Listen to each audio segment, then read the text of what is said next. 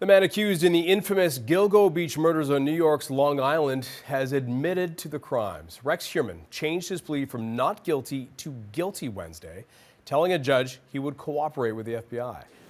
To summarize the foregoing sentence, the defendant agrees to serve 3 consecutive life sentences without the possibility of parole regarding counts 1 through 3, followed by 4 consecutive sentences of 25 years imprisonment to life to run consecutive to one another. Should the defendant allocute to the murder of Karen Vergata, the defendant's guilty plea and this plea agreement will satisfy and cover the uncharged homicide of Karen Vergata. In exchange for all of the above pleas, there will be no further prosecutions pertaining to the murders of the aforementioned 8 victims: Karen Vergata, Valerie Mack, Jessica Taylor, Maureen Brainerd Barnes, Melissa Barthelemy, Megan Wardeman, and Amber Costello. The defendant will acknowledge both orally and in writing that he has received voluminous and sufficient discovery to make an informed decision regarding his plea here today. Mr. Heuermann, before I swear you in, the allocution is taken. I have some questions to ask of you. They're obvious and simple questions, but I have to ask them. Okay? Yes, Your Honor. How old are you? 62. Do you read and write English? Yes. Have you discussed this case with your attorney? Yes, I have. Have you had enough time to discuss this case with your attorney? Yes, I have. After discussions with your lawyer, you feel it's in your best interest to plead guilty rather than go to trial. Yes, Your Honor. Are you satisfied with the manner in which your attorneys represented you in this case? Yes, I am.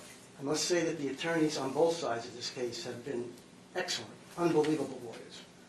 Do you understand that by pleading guilty to a charge, that is the same as if you had gone to trial and been found guilty of that charge? Yes, Your Honor. Do you understand that by pleading guilty, you're waiving a number of very important rights?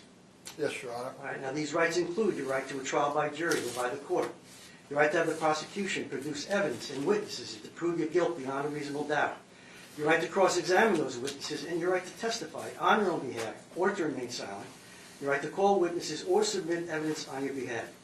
Do you understand those rights as I've just explained them? Yes. Do you understand that by pleading guilty, you're giving up those rights? Yes, I do. Are you willing to waive your right to appeal in this case in return for the plea and sentence agreement?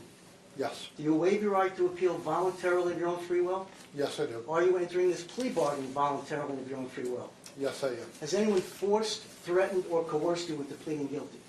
No.